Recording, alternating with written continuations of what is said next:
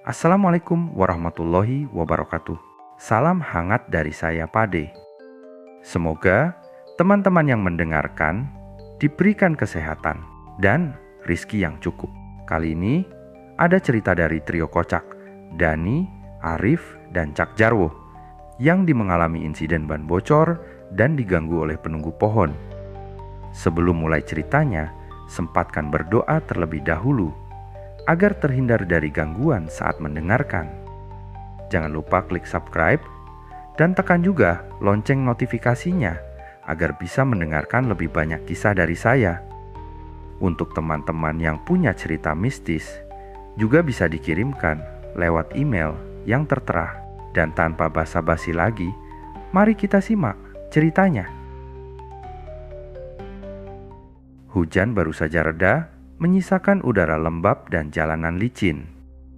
Dani, Arif, dan Cak Jarwo memutuskan untuk mengambil jalan pintas sepulang kerja dari pabrik. Jalan utama sedang diperbaiki, jadi mereka memilih jalur alternatif di pinggir sungai, meskipun terkenal sepi dan agak menyeramkan.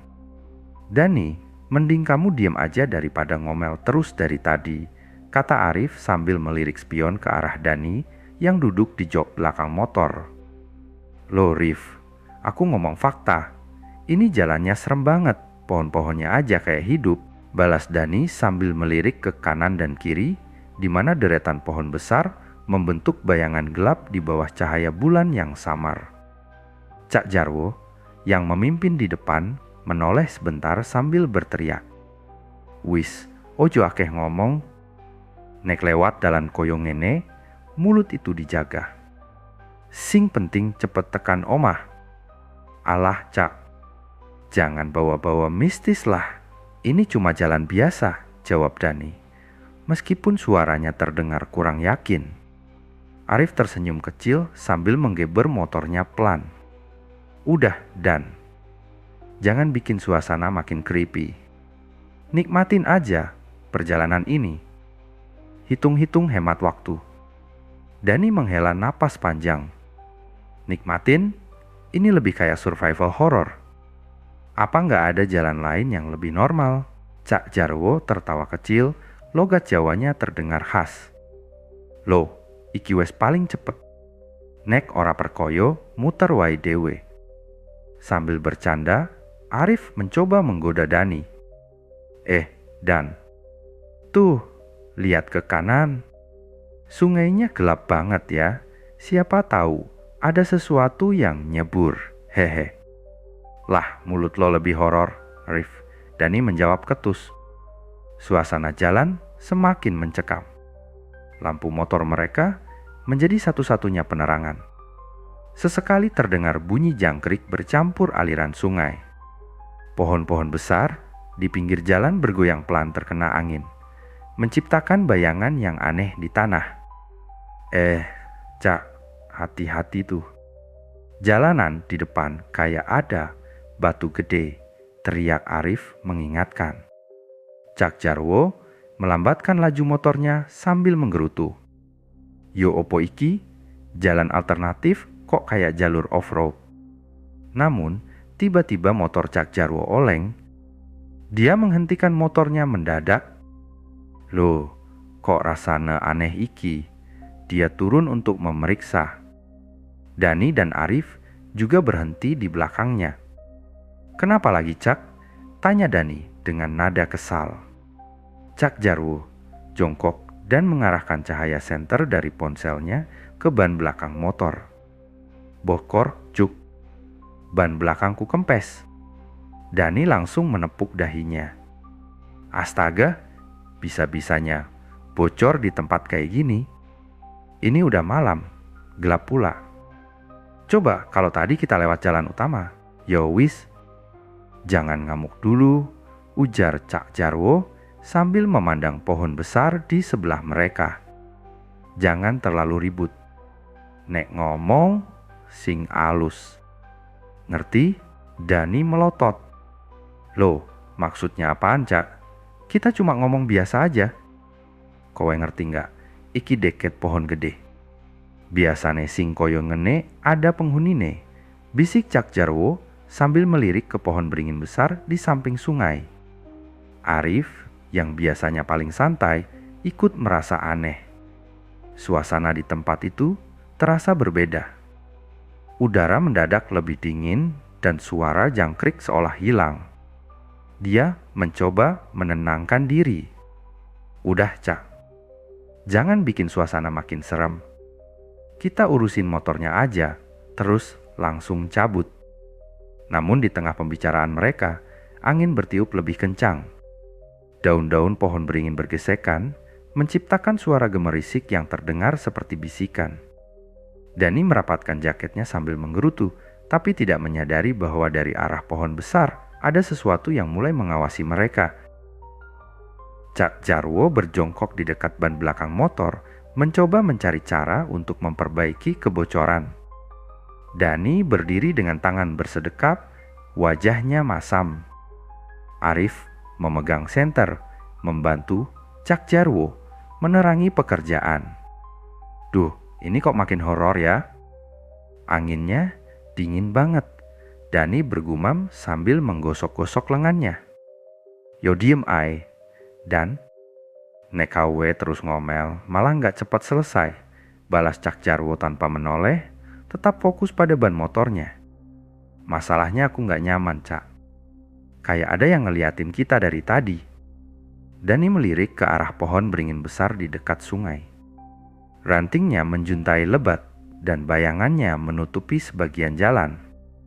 "Lah, yo makanya jangan ngomong sembarangan. Pohon itu biasanya nggak kosong." "Kowe pengen dirasani sing nunggu tah?" jawab Cak Jarwo sambil mendesah. Arif menyenggol Dani dengan siku. "Udah, Dan. Jangan kebanyakan mikir.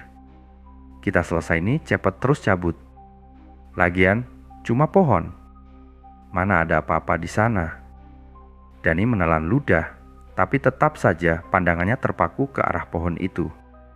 Bayangannya semakin aneh, seolah ada yang bergerak di antara ranting. Dia mengusap matanya, mencoba memastikan apa yang dilihatnya.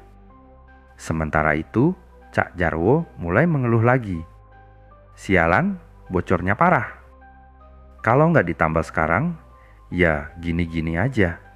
Dia berdiri dan menendang ban motor pelan, frustrasi. Angin tiba-tiba berhembus lebih kencang. Daun-daun pohon beringin bergesekan, menciptakan suara gemerisik yang aneh. Arif merasakan bulu kuduknya berdiri. Cak, ini kenapa anginnya kayak makin serem, ya? Perasaan tadi nggak sekencang ini." "Loh, wis tak bilang tadi jangan gaduh. Kowe kabeh malah nggak manut," balas Cak Jarwo. Sekarang suaranya lebih pelan, seperti berbisik. Dani menoleh dengan ekspresi bingung. Cak, siapa juga yang gaduh? Aku cuma ngomel, itu juga wajar. Lagian kenapa sih pohon aja kok didramain?" Cak Jarwo langsung melotot. "Wajar, ndasmu. Mulutmu itu loh, isok ngajak masalah. Nek kawe nggak percaya, lihat saja sendiri."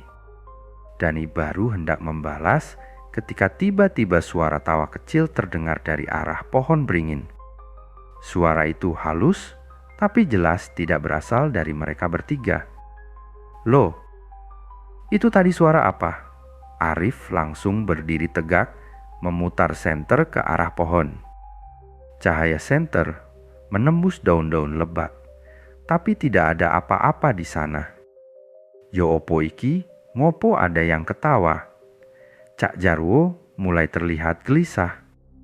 Dia menoleh ke kiri dan kanan, mencari sumber suara.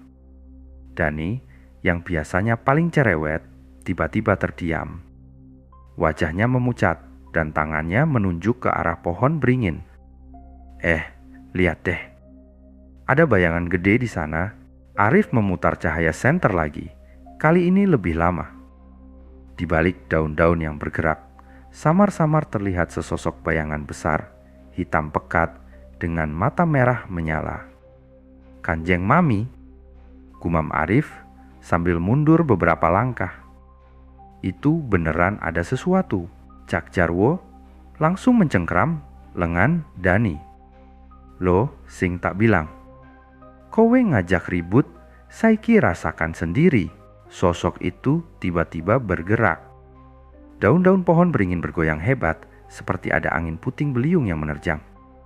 Suara tawa tadi berubah menjadi geraman rendah, membuat suasana semakin mencekam. Dani hampir kehilangan keseimbangan saking paniknya. "Cabut, cepetan kita cabut dari sini," teriak Arif, suaranya penuh kepanikan. "Tapi motor gue bocor." "Cuk," jawab Cak Jarwo sambil menggapai setang motornya. "Lah, terus mau gimana? Nunggu dia datang apa?"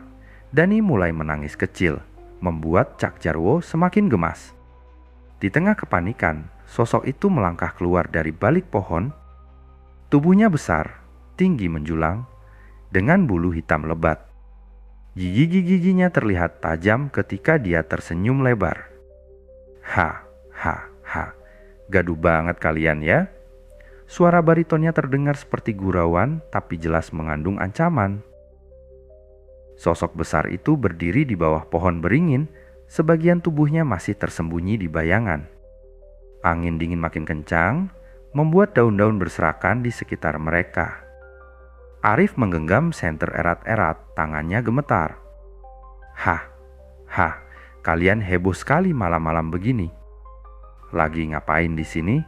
Suara genderuwo itu serak dan berat, tapi nada bercandanya terasa aneh, seperti tidak serius. Cak Jarwo berusaha tetap tenang, meski wajahnya mulai berkeringat. Dia mengangkat tangannya setengah memohon. "Maaf Mbah, kami cuma lewat. Motor kami bocor. Tidak ada niat bikin gaduh." Genderuwo itu tertawa lagi, kali ini lebih keras. "Hah, lewat? Lewat kok rame banget, udah kayak hajatan, kamu tuh." Dia menunjuk ke Dani dengan cakar hitamnya. "Marah-marah melulu dari tadi, gak capek mulutnya, ya?" Dani langsung membeku. "Saya gak sengaja, Mbah."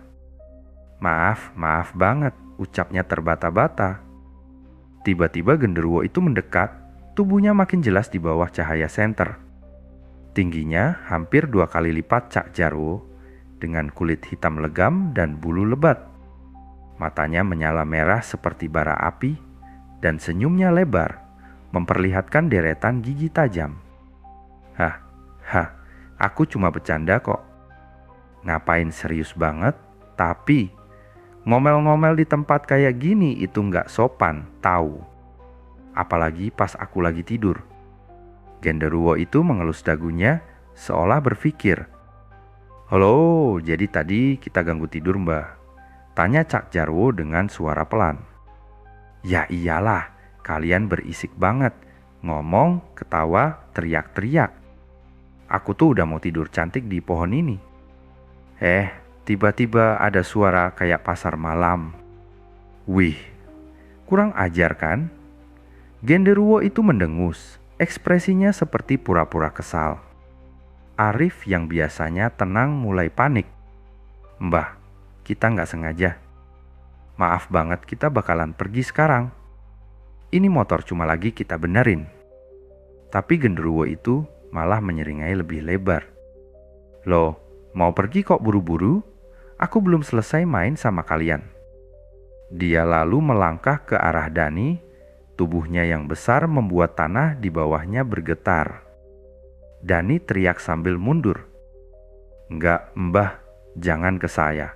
Itu Cak Jarwo aja, dia yang tuaan." Cak Jarwo langsung melotot. "Woh, jangan bawa-bawa aku, Cuk, kowe sing ngomel terus." Genderuwo itu tertawa terbahak-bahak. Seru banget kalian. Tapi ya, aku nggak cuma mau main-main sih. Aku juga lapar.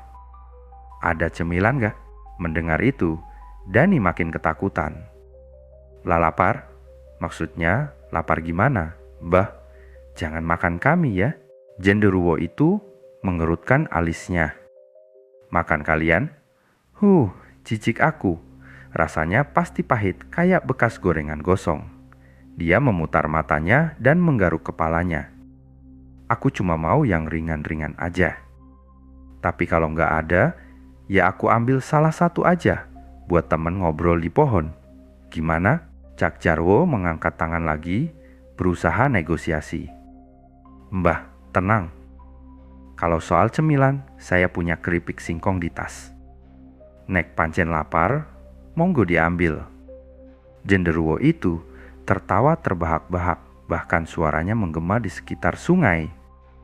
Ha, keripik singkong? Aku genderuwo, bos, bukan anak kosan. Keripikmu itu nggak cukup buat ganjel gigi aku. Sambil bicara, genderuwo itu tiba-tiba menghilang. Cahaya senter Arif memantul ke pohon kosong. Suasana mendadak hening, hanya suara sungai yang terdengar. Loh, dia kemana? Bisik Dani yang sekarang bersembunyi di belakang Arif. Yo aku nggak ngerti, tapi nek dia hilang, ya syukur, toh. Cepet kita beresin motor, ujar Cak Jarwo sambil setengah berlari ke arah motor. Namun, sebelum mereka bisa bergerak lebih jauh, suara berat itu muncul lagi, kali ini di belakang mereka. Kok buru-buru banget? Aku belum selesai ngomong loh. Ketiganya langsung berbalik. Genderuwo itu sekarang duduk santai di atas motor Cak Jarwo sambil menyilangkan kakinya. Aku suka banget sama motor ini. Kalau kalian gak buru-buru, aku pinjem aja, ya. Genderuwo yang tadi duduk santai di atas motor kini menghilang begitu saja, meninggalkan mereka dalam keheningan yang semakin mencekam. Dani masih gemetaran, sedangkan Arif mencoba menenangkan diri dengan menarik napas panjang. Cak, motor udah bisa belum? Tanya Arif dengan suara bergetar. Cak Jarwo masih berjongkok di dekat ban motor sambil mencoba mengencangkan baut. Yo hampir selesai, tapi aku heran kenapa bautnya tiba-tiba bisa kendur gini.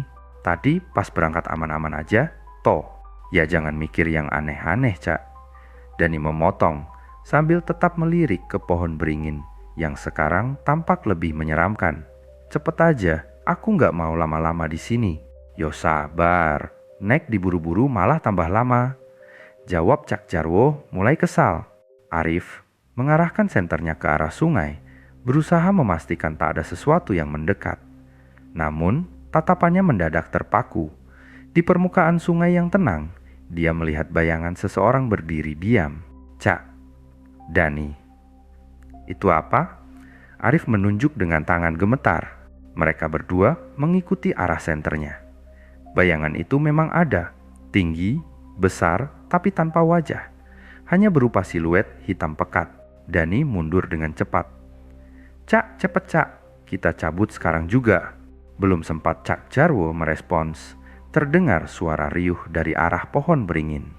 Sekarang mereka bisa mendengar tawa lain bukan dari genderuwo tadi, tapi suara perempuan, lirih dan menyeramkan. Ayo cepet Cak, banmu udah bener belum? Arif mulai kehilangan kesabaran. Cak Jarwo berdiri sambil menepuk celananya. Udah, sekarang tinggal angkat motor dan gas. Tanpa banyak bicara lagi, mereka mendorong motor itu menjauh dari pohon besar. Arif memegang stang motor pertama, sementara Dani membantu mendorong di belakang. Namun, langkah mereka terasa berat. Loh, kok motor ini kayak berat banget ya? Tanya Dani sambil mengerutkan kening. Cak Jarwo mengangkat alis. Yopo nggak berat? Kamu kurang tenaga toh, tarik yang bener. Tapi tiba-tiba terdengar suara berat di belakang mereka, tepat di telinga Dani. Loh, kok aku nggak diajak naik? Padahal aku juga mau ikut. Dani langsung melempar motor itu dan lari ke depan sambil berteriak. Mbah, saya bercanda aja tadi. Jangan ikut, please. Cak Jarwo memukul keningnya sendiri. Walah, motor malah ditinggal. Ya Allah, ini gimana toh, piye? Sementara itu, Arif memandang ke arah belakang. Tapi yang dia lihat hanya bayangan pohon. Tidak ada siapa-siapa. Gak ada apa-apa, Cak. Itu Dani aja panik. Namun, sebelum mereka bisa melanjutkan, motor yang mereka dorong mendadak meluncur sendiri ke depan, seolah-olah didorong oleh kekuatan tak terlihat. Ketiganya melongo, diam beberapa detik sebelum akhirnya sadar. Motor kita jalan sendiri, Cak. Teriak Dani. Yuk kejar, woi. Jangan malah bengong. Cak Jarwo segera berlari mengejar motor itu, diikuti oleh Dani dan Arif. Motor itu berhenti tepat di pinggir sungai, hanya beberapa meter dari air. Ketiganya terengah-engah berusaha mengangkat motor kembali ke jalan setapak. Namun, sebelum mereka sempat menghidupkan mesin, suara berat itu terdengar lagi. Kali ini lebih dekat. "Loh, kalian mau ninggalin aku gitu aja? Udah bikin aku bangun malam, sekarang mau kabur, ya?" Ketiganya membeku. Dani berbisik sambil tetap memegang stang motor. "Cak, aku serius. Sekarang aja kita kabur jalan kaki. Motor ini nggak penting lagi." Cak Jarwo menggeleng. "Motor nggak penting? Hei, itu harta paling mahal yang aku punya. Nek perlu aku bacain doa buat motor ini, yang penting nyala." Sambil gemetar, Cak Jarwo mencoba menyalakan motor. Dia membaca doa pelan-pelan, bahkan mencium kunci motornya seperti sedang memohon. Setelah beberapa kali mencoba, mesin motor akhirnya menyala dengan bunyi kasar. Akhirnya, naik cepet, teriak Cak Jarwo. Arif langsung duduk di belakang, sementara Dani berlari ke motor satunya. Mereka semua bergegas meninggalkan lokasi. Suara genderuwo tadi semakin menjauh, tapi tetap terdengar seperti tertawa mengejek. Saat akhirnya mereka sampai di jalan raya yang lebih ramai, Cak Jarwo berhenti untuk menarik napas. Dani dan Arif turun dari motor, mencoba menenangkan diri. Dani menatap Cak Jarwo dengan wajah kesal. "Cak, lain kali kalau ban bocor, aku nggak mau lewat jalan pinggir sungai lagi ya. Ini gila banget, udah kayak film horor." Cak Jarwo malah tersenyum tipis. "Yonek mau lewat jalan biasa, bayar bensin aku, Cuk. Jangan cuma bisa ngomel,